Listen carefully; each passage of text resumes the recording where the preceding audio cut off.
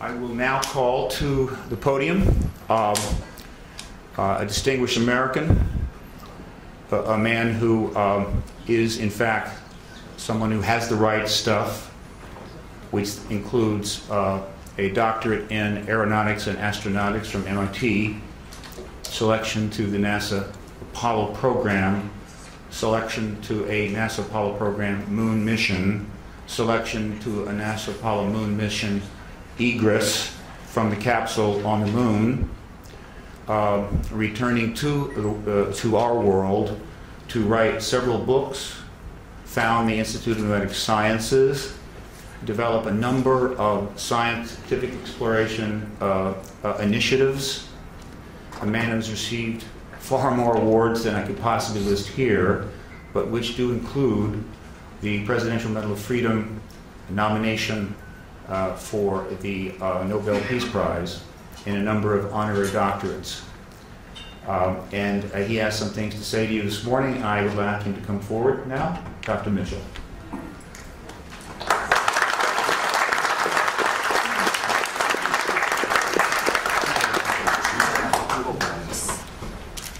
Thank you very much for being here. My story with regard to the disclosure process is very simple.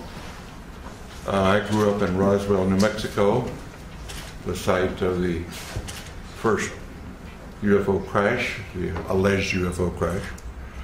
And my story is as a result of growing up there. I was a senior in high school, just going into my senior year in 1947, when on one day the Roswell Record announced that an alien craft had crashed, and the next day changed that story and said no, the Air Force said that was a weather balloon. And since I was on my way to college and more interested in those things, I didn't pay much attention to it at that point in time. However, my family was in the agribusiness. My grandfather was a cattle buyer and sold registered hereford bulls to the ranchers in the area, knew everybody in the area, in the Pecos Valley and beyond, sold cattle into Arizona, western Texas, and was affectionately known as Bull Mitchell in those parts. And so it was not unsurprising to me later on that the lore of the area, of our friends and the people in Roswell, including the Sheriff's Department, and a military friend of ours, a major, who was also turned out to be a friend of Jesse Marcel, who was the first Air Force officer on the site of the crash. And this Air Force officer was in administration. He was not really involved, but he eventually told me his story, and that's how I became involved. So after my Apollo flight, I did very little. I knew nothing but the lore of the region up until that point. But after my Apollo flight, when I was back in the area and visiting relatives and friends, some of the people in the area who had been involved, what I call the old-timers, who were involved in the 1940s, 1947, and subsequent with the Roswell crash, and people like in the Sheriff's Department who had been to the crash site and were supervising traffic. My friend and friend of our family, the Major, who was an office mate of in the administrative function at Walker Air Force Base. These folks, because they had been shushed and told not to talk about their experience by military authority in those days, and on dire consequence if they did, felt that here in the 70s, many years later, that they didn't want to go to the grave with their story. They wanted to tell somebody reliable. And being a local boy and having been to the moon, they considered me reliable enough to whisper in my ear their particular story and their association with the Roswell crash, including the family of the undertaker who provided coffins for the alleged alien victims, and others on site who had been involved or knew the story. And of course, eventually I ran into Jesse Marcel Jr., the son of the Jesse Marcel, who was the first military officer on the site, and knew his story, and knew his story well, and we became friends in later years in this disclosure movement. And at some point, about 10 years ago, and I can't remember what date it was right now, when the disclosure movement was going strongly, I came here to Washington with a Navy commander by the name of Will Miller and Dr. Stephen Greer, and we were able to get an appointment at the Pentagon to talk about what we knew, or what we allegedly knew, what we thought we knew, and went and told our story. And the powers that be at the Intelligence Committee of the Joint Chiefs of Staff listened to our story and said, the Admiral said, well, I don't know that story. I don't know that that's true, but I will find out. So we departed, went on our way, and subsequently learned through Dr. Greer and through Will Miller, and that those stories had been confirmed, and that the Admiral had been denied access when he tried to get into the inner workings of that process.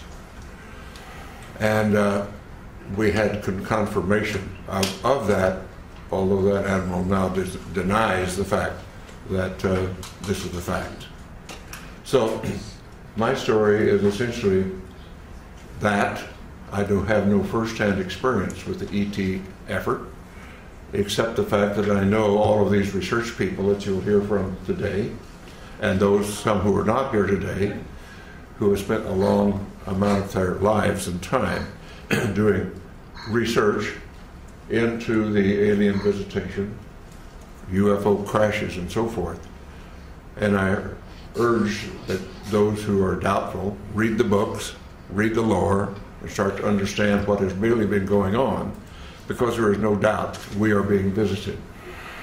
And as a person who is a part of the first generation of being a spacefarer of our civilization and having gone to the moon, and realizing that I do, and many of us do now, that have seen the Hubble pictures from space, the universe that we live in is much more wondrous, exciting, complex, and far-reaching than we were ever able to know up to this point in time. And the fact we have wondered, were we alone in the universe forever? Only in our period do we really have evidence, no, we're not alone. We are just one planet with intelligent life on it, and probably it is time, now that we are spacefarers on our planet, that we get active, because we're really universal beings. And in the long stretch of things, if we think about it in the longest possible range, we realize, and I realize this from my studies in astronomy and astrophysics, our sun will burn out in due course, and we have to be off this planet if our species is to survive. So anybody, any species, any planet that is on around the mainstream star like ours is, only has a finite amount of time on that star before it burns out.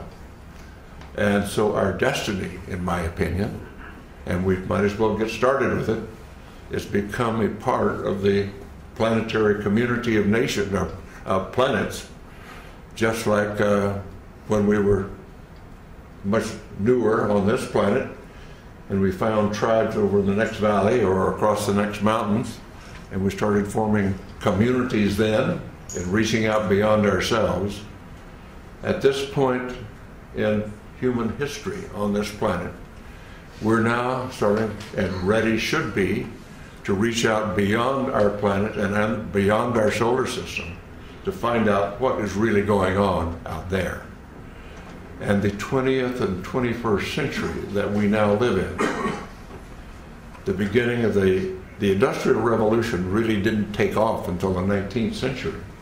And I tell the story to some of my younger audiences, particularly in schools, that my great-grandparents went across from South Georgia to West Texas in a covered wagon at the end of the Civil War in the 1870s.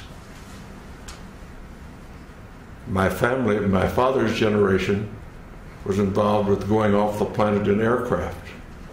And less than 100 years later, I went to the moon. So some covered wagons to going to the moon in less than 100 years is a history of the development of our civilization in not our lifetime, but a couple of generations. And so it's time to start thinking in those terms, and particularly